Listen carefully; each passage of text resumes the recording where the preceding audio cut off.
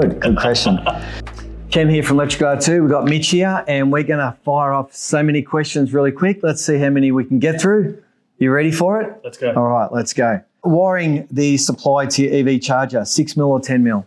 Depends on the charger. So we specify 32 amp supply. We stay away from the cable sizing. We say a minimum 6 because it is a 32 amp appliance, but it will change depending on the charger. Some actually spec 10 mil. So make sure you check it because it can be a nightmare if it is 10 because you've got to go 32 mil conduit, 40 mil conduit, stuff like that. Yep. So check the charger you're installing. Isolator or not? No, not in Australia. Yes, in New Zealand. Does Evnex support OCPP availability? We have OCPP. We use it for our own comms, but we don't open our back end. So what that means is if we move the charger to another back end, we lose visibility and we can't provide support, which is what our Sparkies absolutely love. So look, if you've got this question will pop up with customers that have, there'll be forums that say, make sure you get an OCPP charger because it's smart. And that used to be sort of like the watermark or the definition of a smart charger. In England, there was a company that went broke that basically didn't have it, and then they couldn't transfer these chargers to another platform when they went broke. Yeah. So we do have it. We have the capability. It's required in South Australia. It's actually a requirement for chargers in South Australia, which we're compliant with. We just don't open our back end. Can the charger be set up so that the car will only charge from the solar that you've got on the home and rather than pull power from the street? They all can except for our Flex. Our Flex can be upgraded to include that feature remotely without returning back to site. What's the IP rating of our Evnex chargers? IP55 for the E2 and IP54 for the X22. The E2, the IP rating is actually on the internal component. So no silicon required. Please do not put a big bed of silicon around it. It is not required. I love that. So you're saying I can take that cover off and we still got an IP rating of 55? Exactly. No pips, no plugs, no silicon. I love that. How good. And that's because we've got a rubber seal all the way around the base and this big plastic cover presses into that rubber seal. Exactly right. Love that. When you're fitting off your TPS into the terminals, does the copper need to be twisted or left straight going into your terminals? Left straight. It actually compresses. When the lever connector will compress the copper, and if you twist it, it won't sort of mold into the terminal side. So please just strip it, don't twist it, push it in, and push the lever down. If Wi-Fi is unavailable, do we have 4G, or how can we get this connected to the existing? Yeah, definitely. So Wi-Fi is always going to be the fastest, sort of, the most responsive way for the charger to communicate with the app. If you don't have that option, we've got the E2 Plus and the X22 that have a 4G SIM card built into it. So there's no ongoing costs, no subscriptions, nothing like that. It's all built into the unit.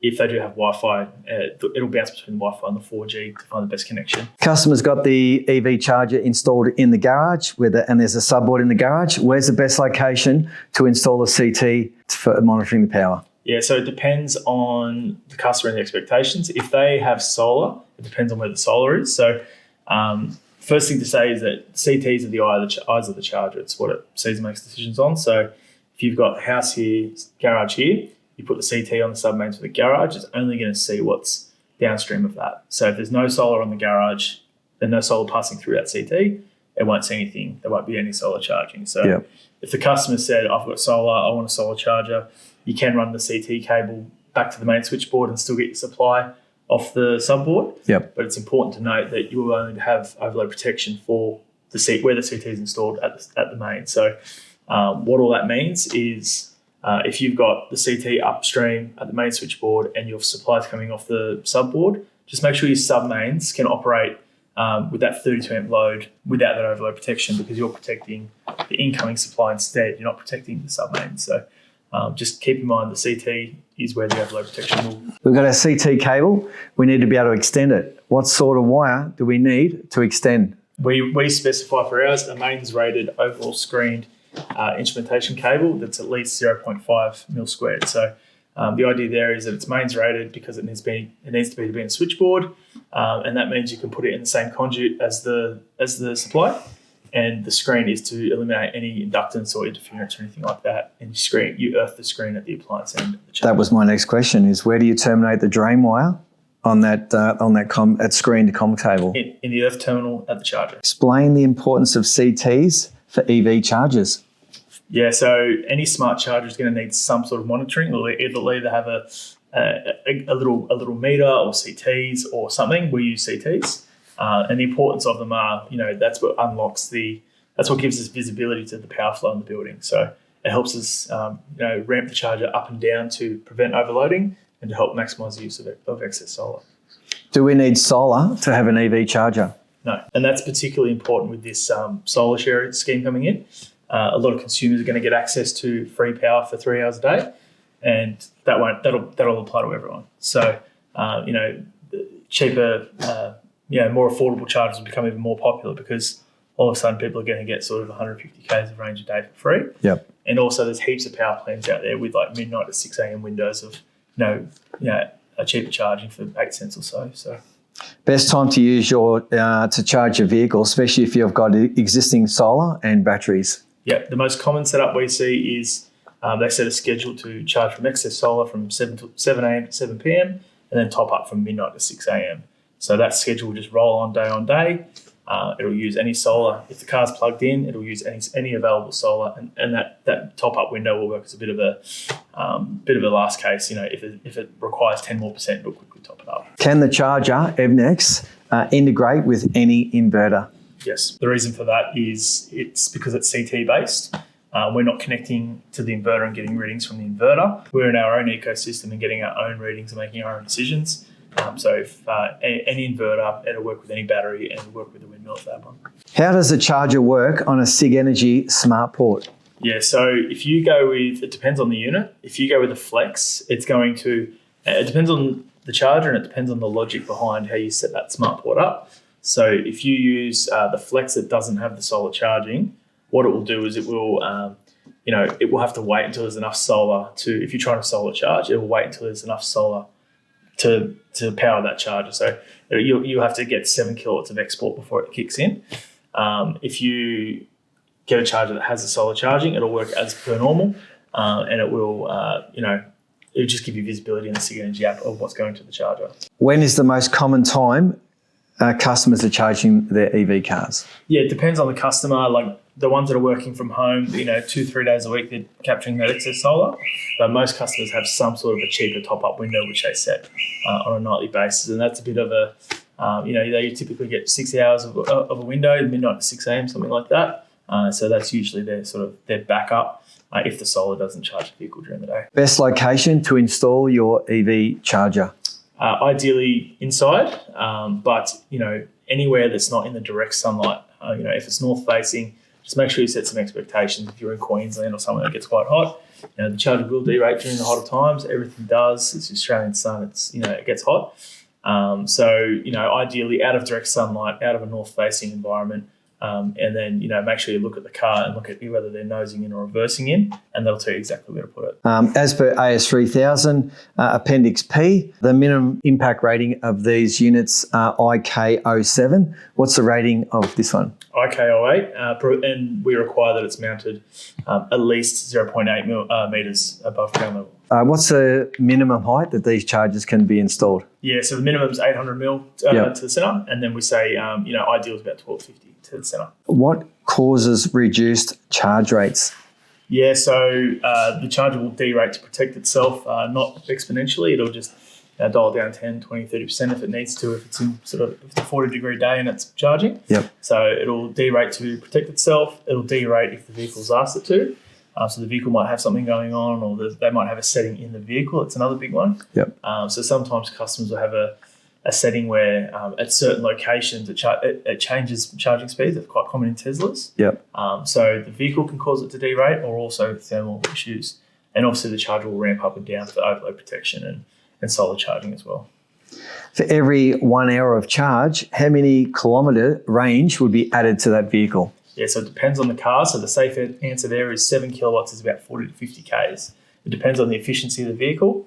But, you need to be really careful around hybrids especially.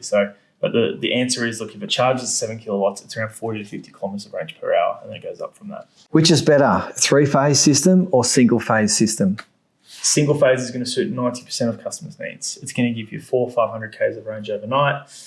Smart charging is actually about charging slower, not faster, because you want to charge slower for longer to take advantage of excess solar and things like that. So if that's the case with your scenario and you're trying to capture that excess solar, there's no advantage charging faster with an X22 because you're just going to dial it down to capture that excess solar, and you could have done that with an E2 charger. So I'd say single phase. Yeah. But look, if you've got someone that has a couple of EVs or company vehicles, or they've got a particular need to charge faster, then the X22 is an option as well. What concerns are most customers experiencing in regards to EV chargers? The first one would probably be the install timeline. They buy the car and don't think about the charger and then freak out when it doesn't arrive. So the install time would be the first one. The second one would be every now and then we'll get the customers asking about charging speeds. I'll see on our website we say up to 50 kilometres of range per hour, and then they're asking, I'm only getting 38. Well, that's because the vehicle caps at 7, for example. The BYDs don't go up to 7.4, they go to 7. So when they see kilometres per hour of charge and the miscommunication around that can be a bit of a concern. Yep. And then things that they just don't understand, like we'll get, our charger when the overload protection kicks in and slows the charger down to protect the home from overloading. There'll be a notification that says, hey, the charger is limited by home load. And what that can concern people. They're concerned about fires and they're concerned about everything they see in the news. Yep. And they don't know what that means. So then they call us with questions. But that's right. That's what we're here for. What's the point of difference with Evnex chargers? 4 years parts and labour warranty, made in New Zealand, supported locally, and look, let the customers do the talking. Get on the forums, have a look.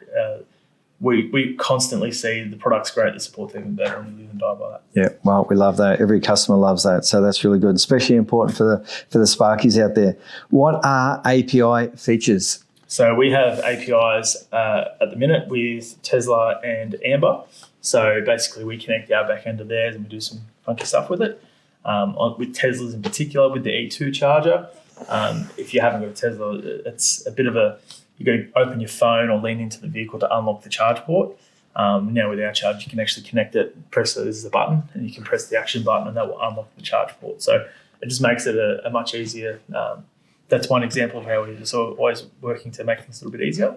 With Amber in particular, for those that don't know, it's a wholesale energy plan where people pay the fluctuating wholesale rate for electricity. So with these plans, if they charge at the wrong time, it can cost them hundreds of dollars because the energy rate can go into the dollars, not cents of dollars. So there's times that they don't want to charge and there's times they want to charge as fast as possible. So with Amber, our API will trigger charging based on the wholesale energy price. So you set some logic around, I want to charge as fast as possible when it's below, say, below 1 cent, and then I never want to charge above when it's 8 cents or 9 cents. And you set the logic of when it's charging, when it's not, and it'll solar charge in between. What's benefits of installing the EV charger out of the sun? It's going to last longer. The Australian sun, look at the trims on your windows of your vehicle, look at your solar inverters, everything just derates quicker. So look, it's going to protect the shell, it's going to last for longer, and also it's going to minimise that derating for thermal issues. So look, ours don't, like I said, they don't derate exponentially. But look, if you can install something out of the sun and eliminate that problem, and it's just a matter of the customer says, oh yeah, I don't mind either way, then install it inside. Does Evnex recognise different cars? Not yet. That's a piece that will come. That'll be the next evolution of EV charging, and it's particularly going to be important with like fleet vehicles. And if you have a work car and your wife has a work car and you have one charger at home, how do you know the difference? And that's going to become more of a problem as EV penetration expands. So that's probably the next 12 months of EV charging industry in general. How does the Flex E2 Evnex compare to the Tesla charger? It's very similar price point, but it has that home overload protection. Yep. So the Tesla charger is only smart in its own ecosystem with the vehicle and the Powerwall. Our charger is going to have the home overload protection ready to go out of the box, and then it's got the ability for them to upgrade to solar. So it's a remote upgrade, no return to site, no replacement of products, no replacement of modules, anything like that. Customer gives us a call, they pay the additional fee, then we unlock the charger for them remotely. Yeah. And we've got the same warranty. We've got a 4-year warranty and has its parts and labour. What's your opinion on vehicle supplied chargers? I think customers can be sold a dream at times with these, and because it's got the name on it, they trust it, and then they get it home and they go, oh no. Now look, I haven't seen one that's blown my socks off or worried me in terms of competing with it. typically they're dumb chargers. Typically they just pull 32 amps and they generally have no support. So before you install something, just do not assume that it's approved to be installed. Look for a CT, look for anything you need to know that it's compliant, and try and get support on it, because unfortunately you'll be the one stuck there for 2 hours trying to play with dip switches and trying to get the thing on the customer's app. So just look, if they get it for free, it's going to be hard to talk them out of it, but just make sure you're very clear with the customer that if this thing doesn't connect to their app or anything like that, it is not on you, because that's what will happen, especially if you haven't done one before, and you don't know the ins and outs of that particular system. It's quite hard to navigate. Do you ever see this actually connecting to the customer's bill to be able to determine the costings of the charging of their vehicle? Yep, we're doing that now. So our charger will look at your smart metering data. You can connect to your electricity retailer, and then we can give you an exact schedule. We can give you a schedule to say, hey, your plan is sort of you're paying X amount at this time and you're getting X amount for your solar, and we can reverse engineer a charging schedule for you. It takes about 3 minutes. We connect to your account, we get the live metering data, and we already do that. And then we also recommend electricity plans that are going to save you money. We don't make any money out of it. We don't get paid. It's purely another feature that we just keep adding. We've got some clever Kiwis on the books, and they just keep on adding these features. Nice. Just to finish off, I know we touched on it, just the warranty of the unit again. 4 years, parts and labour. All we ask is that you give us a chance to diagnose it remotely. So don't go out to site and talk to Mr. Customer and say, hey, I'm going to call Evnex and calls from site. Like, give us a chance to diagnose it remotely. We have about a 98% desktop fault find rate, so we can generally solve them remotely. And look, if we didn't send you a replacement unit, then we will, and then we'll pay you to go back to replace it. If you don't want to go back to replace it, we'll go back to replace it. Awesome. Well, there's a lot of questions. Thanks very much. Really appreciate your time, Mitch, and answering all those. It's been a big help, and this is what we're trying to do, is push a lot of these questions out into the industry to clarify many questions that get asked. Your ears are burning red because this is what you have to deal with on a day-to-day basis. So let's hope a lot of people get a lot of information from it. If you've got any questions, put them in the comments and we will do our best to answer those for you. Thanks very much. Just for the record, I'm going to give you an answer on this one, but I'll have to confirm the answer.